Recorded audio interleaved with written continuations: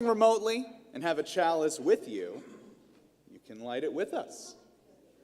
Here you are. Love is the doctrine of this congregation. The quest for truth is our sacrament, and service is our prayer. To dwell together in peace, to seek knowledge in freedom, to share our strength in fellowship. Thus do we covenant. Thank you, Donna.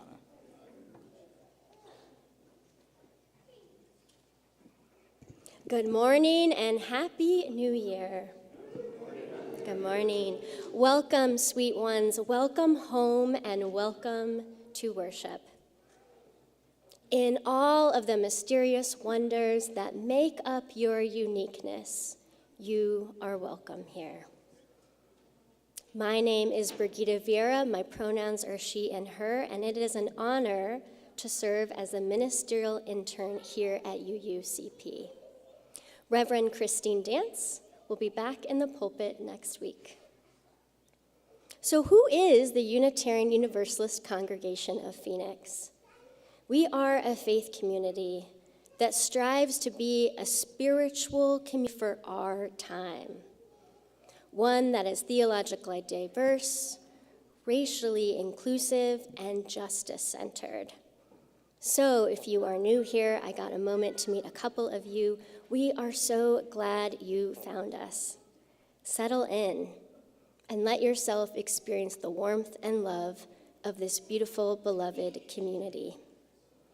Each Sunday is a bit different here, so please come back a few times to get to know us.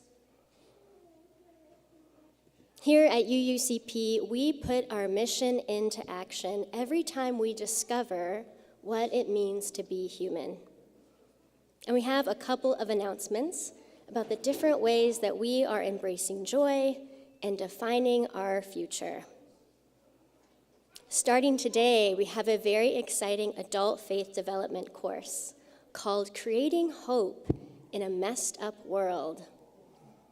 It is a 3-week course that will help us develop a toolkit to move through hope by discovering the stories we tell about ourselves, our actions and practices in daily life, and ways we can participate at UUCP.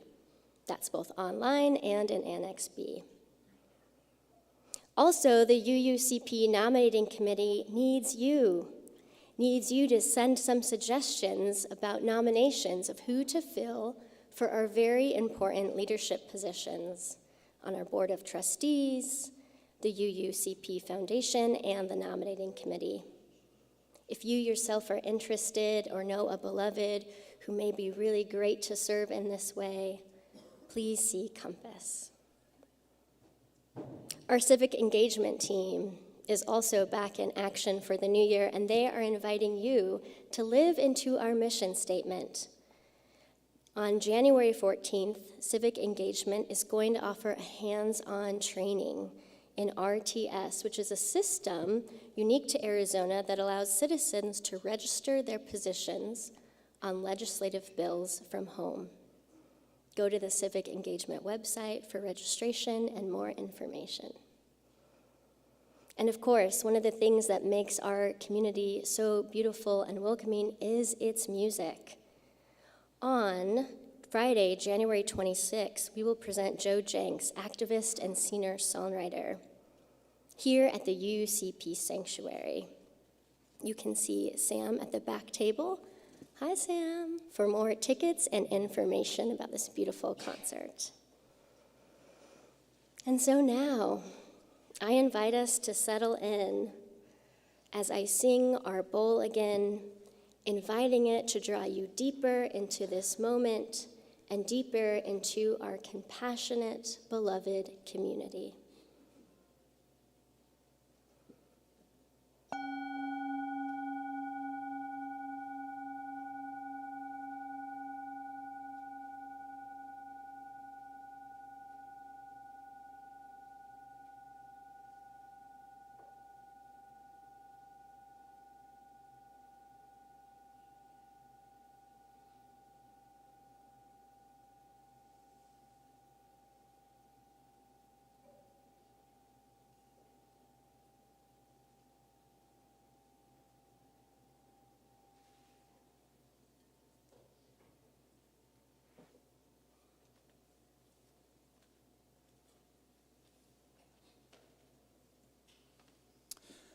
Join us as we explore the spiritual gift of compassion. Our opening words are from Reverend Erica Hewitt. As we enter into worship, put away the pressures of the world that ask us to perform, to take up masks, to put on brave fronts. Silence the voices that ask you to be perfect. This is a community of compassion and welcoming. You do not have to do anything to earn the love contained within these walls. You do not have to be braver, smarter, stronger, better than you are in this moment to belong here with us. You only have to bring the gift of your body, no matter how able, your seeking mind, no matter how busy, your animal heart, no matter how broken. Bring all that you are and all that you love to this hour together. Let us worship together. I now invite anyone who is young or young at heart to come forward for Together Time.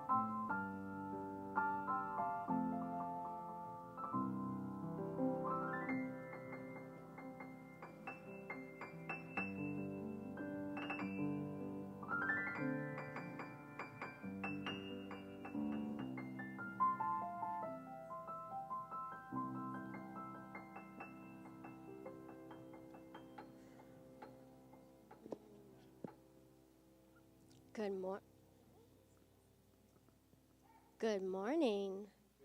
Good morning, good morning. Okay. So, 'tis the new year, another year around the sun. And oftentimes, in the many conversations I'm having with folks, I'm getting a lot of questions about what are your goals for the new year? Or the things we call resolutions.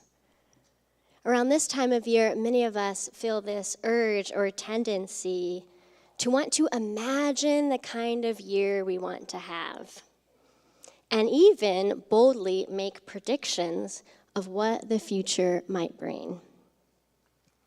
I myself often want a fortune teller, something that can help chart my path in 2024 to help me find stability and point me in a new way. And externally, there is so much noise of people, places, and things telling me how to be and what to do or what to buy. But deep inside, I know as a Unitarian Universalist that there is always another guide. And that is one on the inside, where our UU values can be the fortune teller and compass in our own life. So today, we are going to gaze inward and make our own fortune tellers for the upcoming year that sparkle with our own spiritual wisdom. In the Buddhist practice, there is something called the metta meditation, which is expressing loving kindness wishes for ourselves and for other people. And this is an ancient spiritual practice of compassion that started in India over 2,500 years ago. So together, we're going to create fortune tellers. But fortune tellers that remind us of loving kindness, to tap into the internal compassionate guide within and that connecting, transformative power of love. So, let us begin. Who has made an origami fortune teller before? Or sometimes they're called cootie catchers. For those of you who were in school in the 90s, yeah? So they look like this, and they can be quite fun. Origami, yeah. So, traditionally, metta meditation are phrases, short phrases of loving kindness to ourselves and others. And I wrote some down I want to share with you today. Oh, interesting. This one says, "May I be strong. May you be strong." This one says, "May I be happy. May you be happy." And I have some blank spaces here, so I need some help. John, would you mind writing them in for me? Oh, sure. Great. Thank you. Just 4. So I need 4. I have 4 empty slots. So who has some wishes of loving kindness for yourself and others? Karen? May I know I am enough. May I know I am enough. May you know you are enough. Kathleen? May I find peace, or may I be at peace. Let's let that soak in. May I find peace or be at peace. May you find peace and be at peace.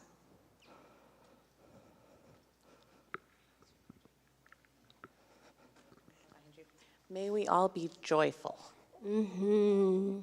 May you be joyful. May I be joyful. May we all be joyful. And one more, Rose. May I have rest. May I have rest. May you have rest. So we have some origami fortune tellers today. For those who want to make your own, they're also on the back table. I'm going to pass some around, and on the inside, you will write your loving kindness meditations.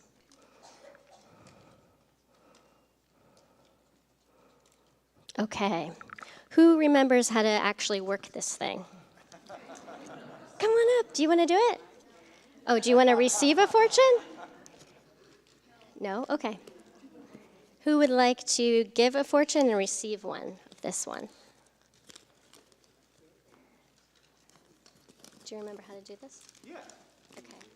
Oh, you mean of this completed one? Yeah. Come on up for me, John. And then we need one person who is willing and able to be the recipient of loving kindness. Anyone can volunteer. Here we go. Wonderful. All right, so from my recollection, you have to pick one of these colors. Blue. Blue. So B-L-U-E. Let's have you turn this way so they can see. Oh, sure. There we go. 4. And then do I pick 4 or do I go 1, 2, 3, 4 and then do it? Okay. 1, 2, 3, 4. 7. 7. So let's pick 7, right? Yeah. All right. May I be peaceful. May you be peaceful. Beautiful. Thank you. That's fun. Okay. So, for those of you who are interested in making your own meditation fortune tellers, they're on the back. For those on Zoom, there's also a link going in the chat. I like to keep mine by my bedside at the start of a new year, so that when I wake up, I can root myself in loving compassion. So, beloveds, thank you. And I want to offer you this short blessing. Blessed is the path on which you travel. Blessed are the many fortunes you will find on your way, and blessed are you, your loving, kind self, the greatest fortune you already are. Thank you.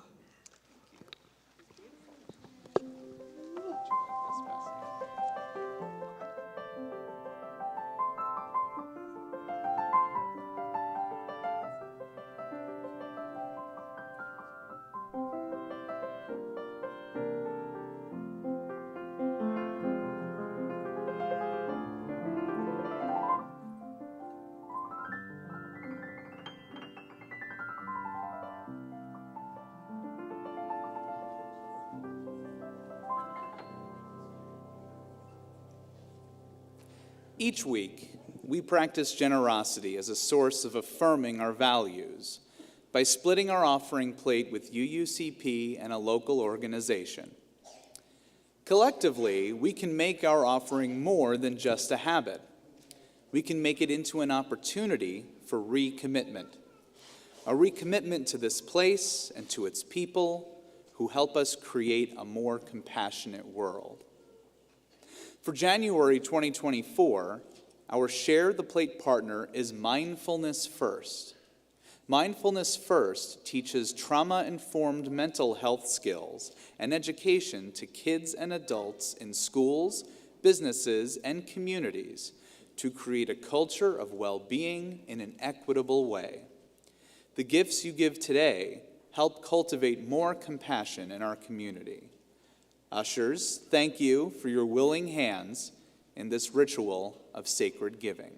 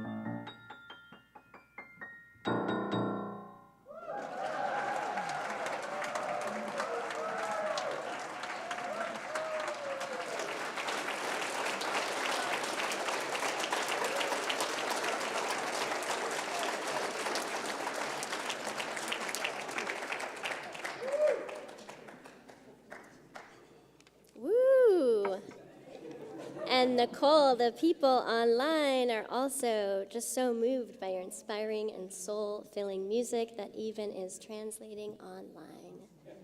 Thank you. Literally bringing people to tears is what they're saying in the chat. Agreed. Thank you.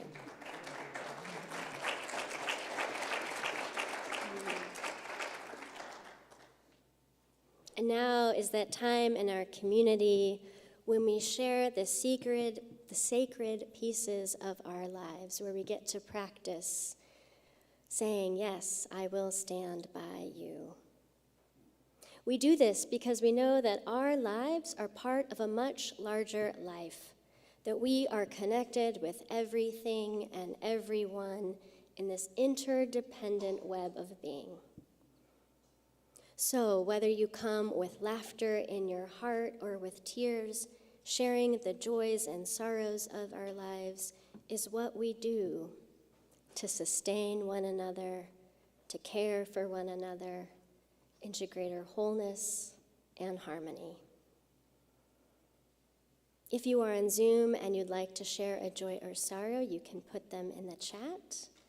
I have a couple out loud, which are always available in the back on these green cards if you have one for next week. But let us take a moment, opening into this sacred time of sharing, taking a deep breath in and back out, softening into our community.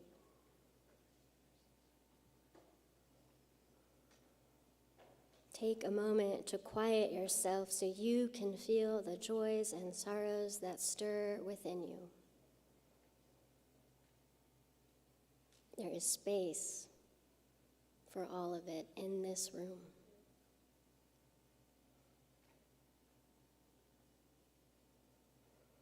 We start this morning with a sorrow from Sam Kirkland. Sam shares, "My Aunt Dorothy Carr transitioned in December. She was my dad's last sibling, and we are in a period of grieving." Sam, we honor the life of Dorothy, and we are with you in your grief.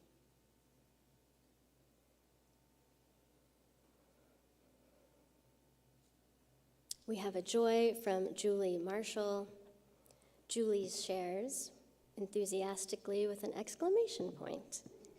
"Our dear friend Evan, who escaped Eritrea as a child, passed his citizenship test and will become a U.S. citizen this month." Yes. Thank you, Julie, for sharing this joy with us.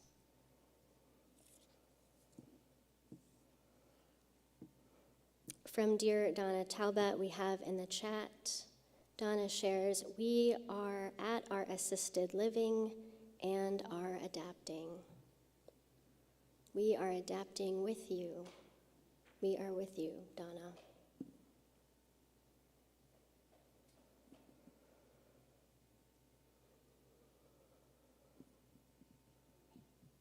Let us take a moment to honor these joys and sorrows with a short prayer. Spirit of life and love, we gather this morning, giving thanks to all of the gifts and blessings of life. To rain, to glorious food, to being able to be connected over technology with beloveds near and far. We also come together to celebrate the ways in which we are creating the world we long for, a world that is more loving, more kind, and more inclusive. Expanding our definitions of who belongs, expanding citizenship so that we all have a place we can call home. we also gather together in solemn reverence for all of those dear ones, the beloveds we miss and are actively grieving. May we find comfort by turning to one another, trusting that even in our grief we can heal and be healed.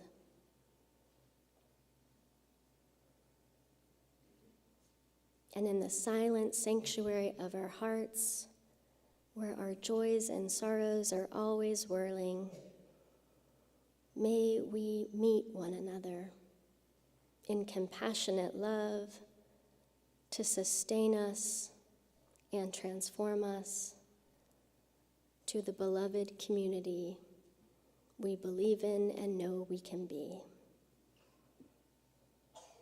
Amen.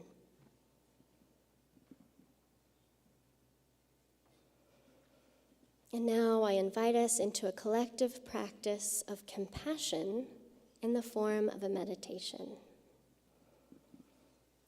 So let us start by getting in a comfortable position, being mindful of what your body desires in this very moment. Perhaps it is sitting tall like a mountain, back straight, arms resting at your sides with your feet firmly planted. For others, perhaps it is more of a resting position, lying down like a valley, palms up and open. Whatever feels right in this moment, be here now.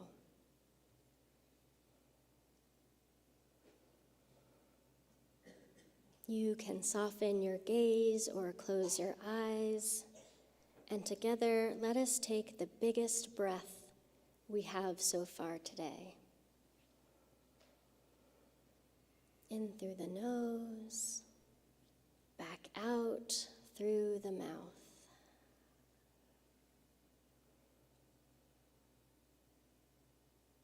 Breathing in, feel the coolness of the inhale in your nostrils. Feel the warmth of the exhale as you release. With each full breath, together we are carving a space that is just for you.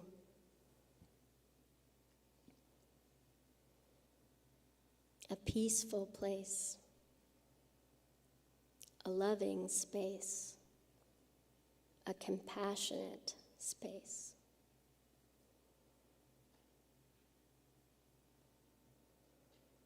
Feel your shoulders drop.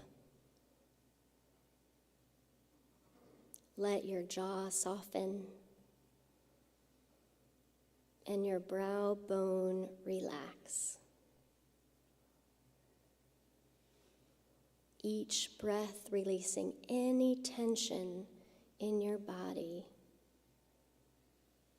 Each breath nourishing all of those tender spots.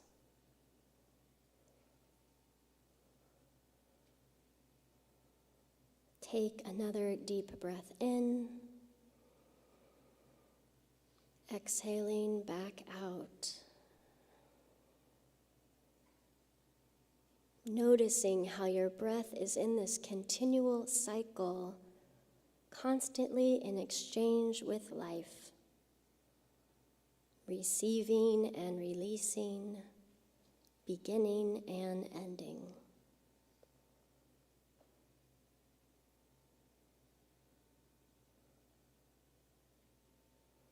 Notice the way your whole body is breathing.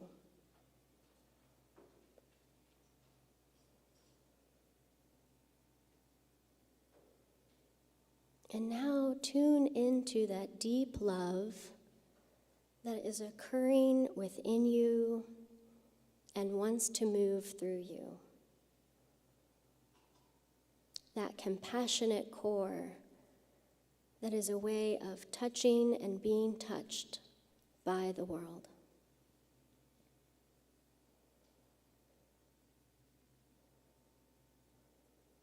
As you connect with this radiant heart opening, the compassionate presence that is always available within you,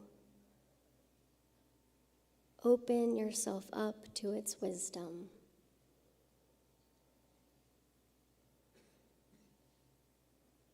If compassionate love could speak, what would it want to say to you today?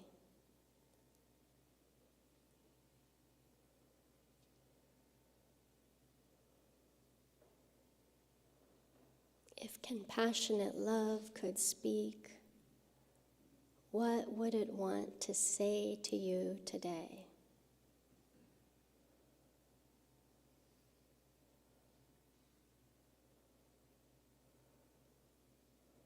Notice the sensations around your heart. Notice how giving this love to yourself feels in this moment. Taking another deep breath in, exhaling back out, appreciating all of the ways that you have taken time to open your heart space.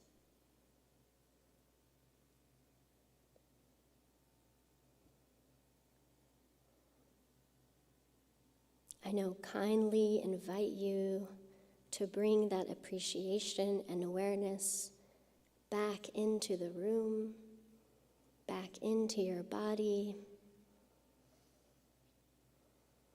Slowly start to open your eyes, refocusing your gaze, maybe even stretching if you need to.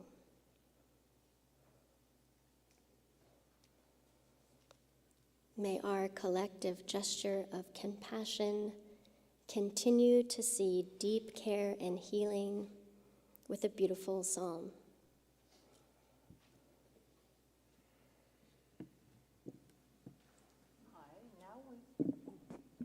Now we'll be singing, May I Be Filled with Loving Kindness. Nicole will play it through once and the words will be up on the screen. Please remain seated and join me.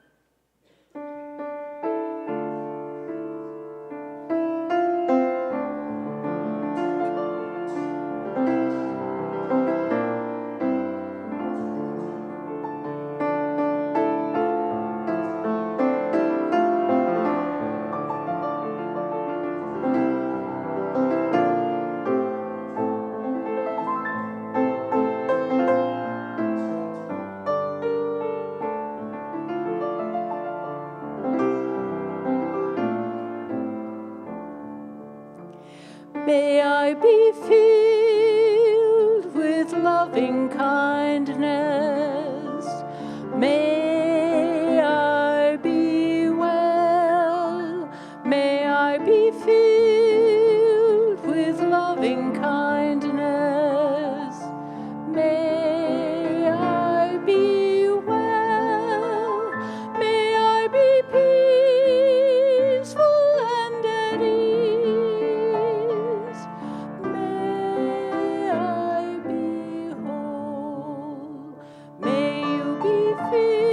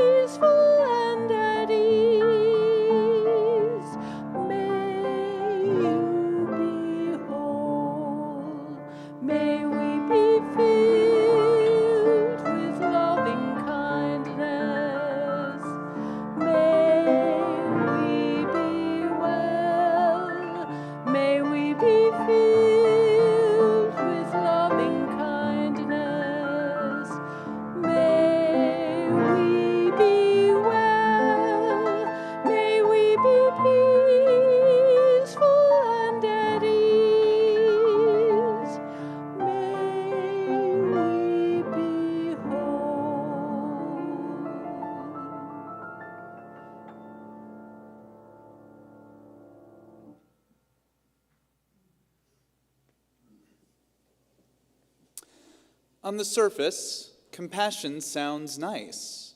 It sounds like the warm, fuzzy feelings we feel inside when nice things happen in our days.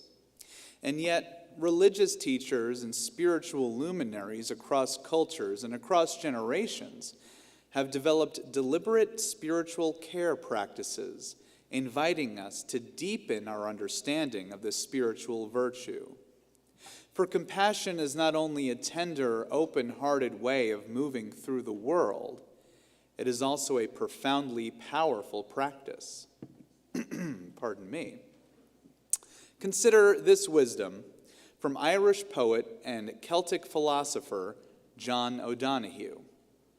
Quote, "Compassion distinguishes human presence from all other presence on the earth.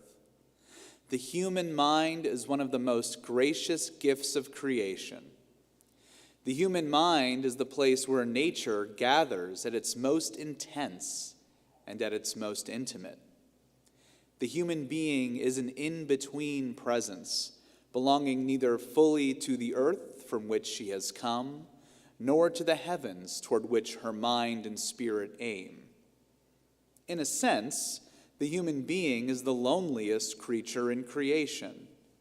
Paradoxically, the human being also has the greatest possibility for intimacy. I link compassion immediately with intimacy. Compassion is the ability to vitally imagine what it's like to be an other, the force that makes a bridge from the island of one individuality to the island of the other. It is an ability to step outside your own perspective, limitations, and ego, and become attentive in a vulnerable, encouraging, critical, and creative way with the hidden world of another person. Compassion is an ability to feel pity for one another. One of the greatest problems in postmodern culture is the problem of otherness, because many of the forces, like electronic media, commerce, economics, and the ideology of rush and speed that we adhere to, leave us few possibilities to really engage the difference that we are and that each other is.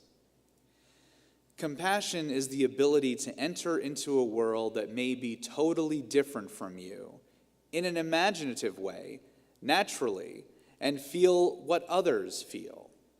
It is related directly to justice.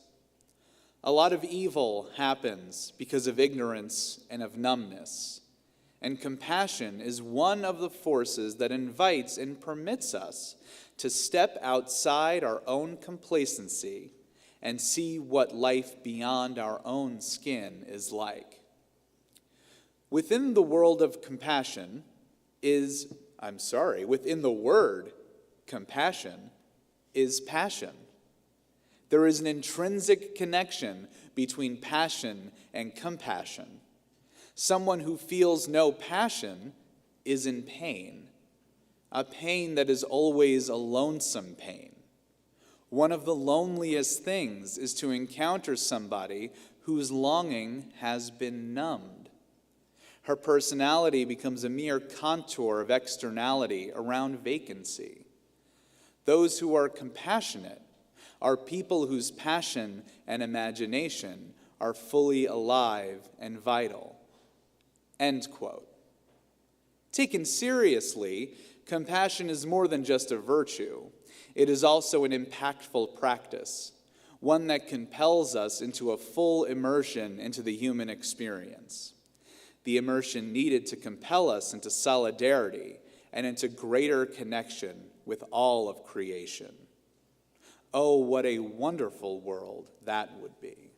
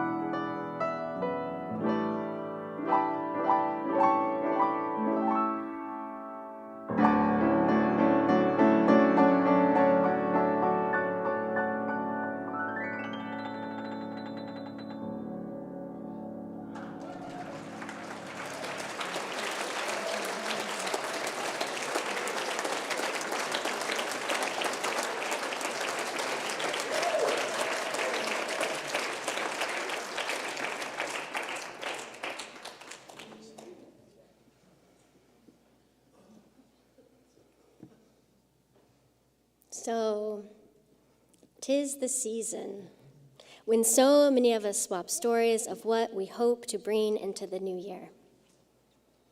And this year, I couldn't help but notice that many of us are finding ourselves ringing in the new year with an alarm bell. We are in a time when many projections of the new year are full of fear. And many of the fears have to do with the anticipatory stress of an unpredictable future. Another year around the sun filled with uncertainty that is also coming with high-stakes geopolitical events. The stress we may be feeling is very real and very valid. 2024 is going to be the biggest election year in history, with more than 60 countries representing half of the world's population going to the polls in 2024. Collectively, these election results are going to shape and sharpen our unsettled world, which is why some political scientists are calling 2024 a make or break year for democracy worldwide. And so it's no wonder that so many of us are already feeling that nauseating sensation of what is also called the polar coaster, the up and down emotional toll that comes with polls, ensuing panic from the constant coverage of our political polarization. And with each ride of this polar coaster, seismic waves of stress hormones flood our nervous systems, impacting our well-being in ways that constrict our movements, can bring a sense of dread, foreboding, disconnection, and even hopelessness. Amid all this uncertainty, our brains and bodies can have a very hard time finding its grounding, finding our center, the thing that can keep us rooted in our faith and aligned with our values. So I am wondering, amongst all of the chaos and confusion of this very concerning time, what will our theological commitments be to ourselves, to one another, and to the wider world? Our religious values and beliefs, along with our spiritual practices, form what some people call a spiritual orienting system, or lived theology. And our lived theologies, they can be life-limiting or life-giving. And when we are under stress, our systems of meaning-making and spiritual orienting systems often end up being the ones we've inherited. These embedded theologies tend to surface. In our context of so much fear and uncertainty, our embedded moral theologies tend to be hyper-individualistic, focused on judging oneself and judging others in shame and blame, keeping us disconnected from the very things we need to heal our aching world. So when I listen to those alarm bells, the fear in the new year, I hear this collective, embodied, embedded, life-limiting theology. It's an embedded theology that is full of warnings. The ones that say some version of, I must, you must, be careful. Because people out there, people these days, ... fill in the blank. The underlying call to action is inaction because of fear.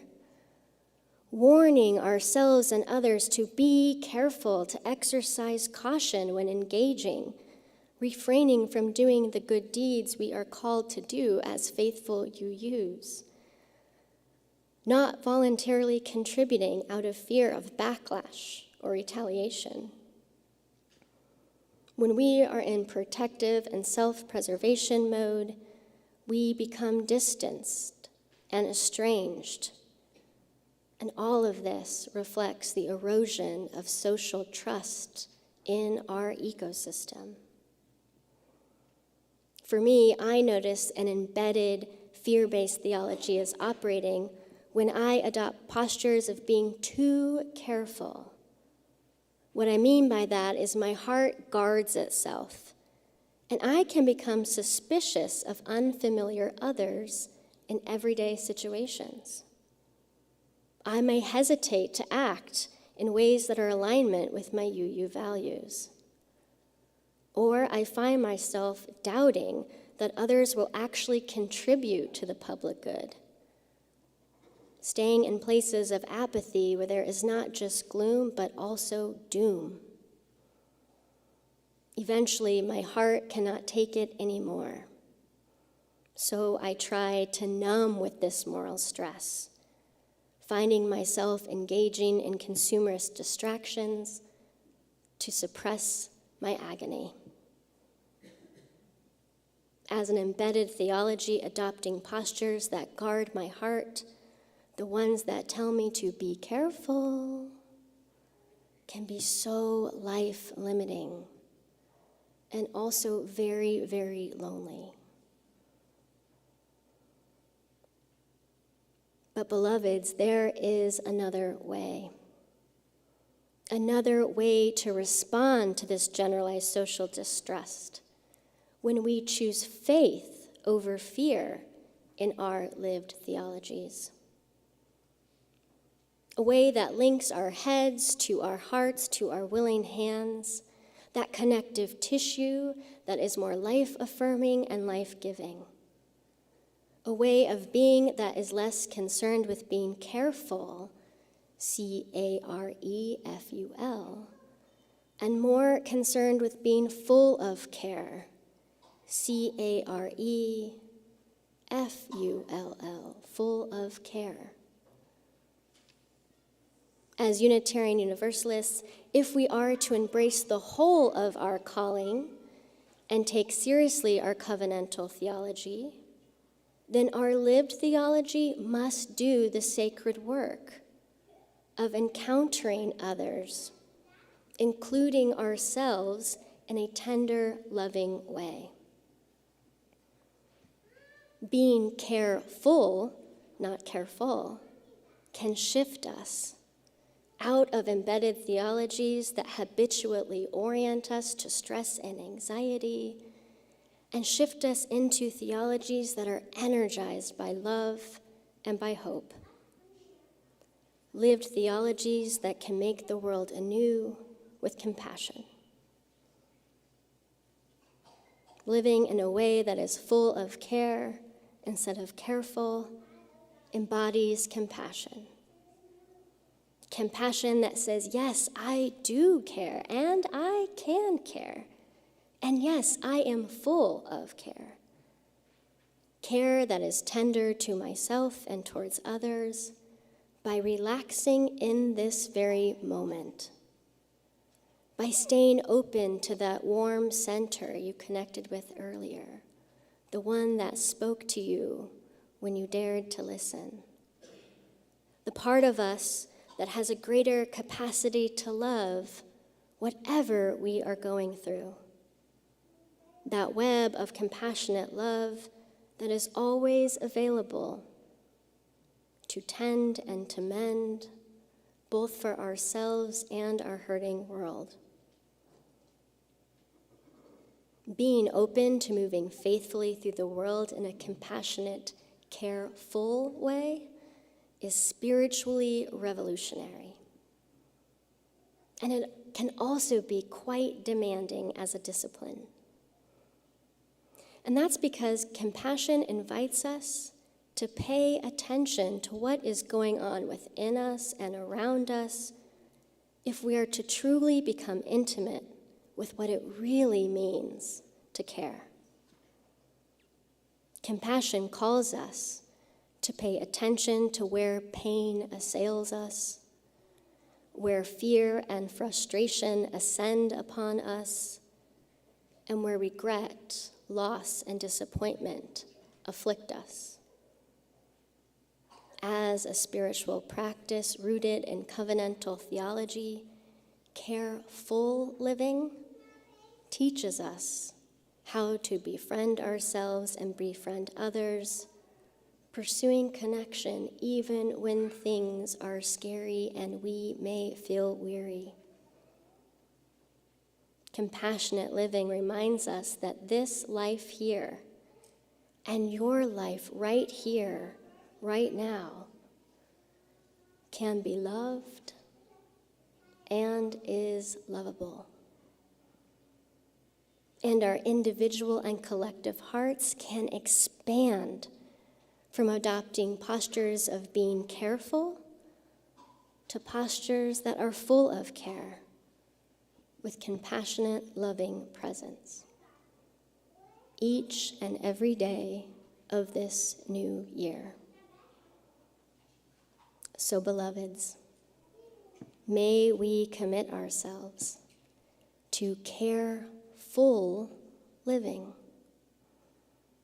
For when our heart is in a holy place, we can transform and heal the world. May it be so.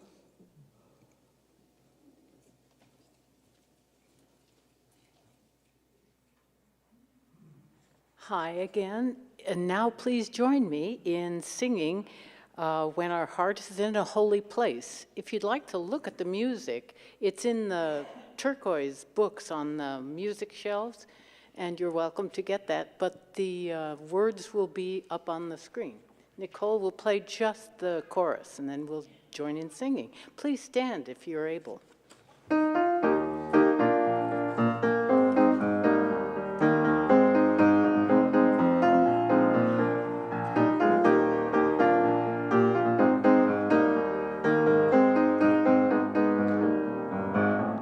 When our heart is in a holy place, when our heart is in a holy place, we are blessed with love and amazing grace. When our heart is in a holy place, when we trust the wisdom in each of us, every color, every creed and kind, and we see our faces in each other's eyes, then our heart is in a holy place. When our heart is in a holy place, when our heart is in a holy place, we are blessed with love and amazing grace.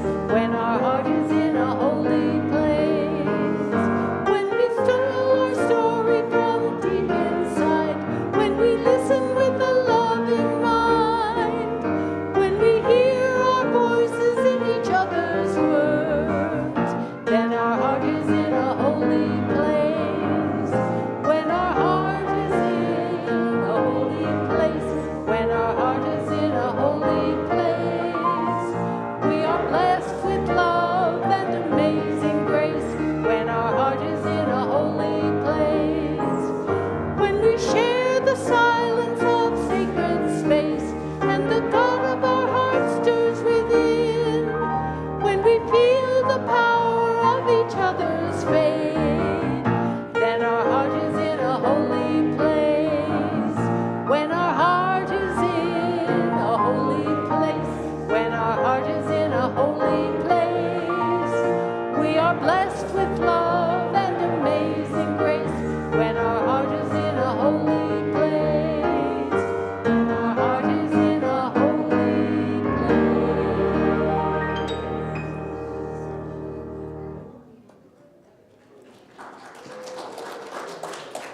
Beautiful. May we continue keeping our hearts in a holy place with coffee.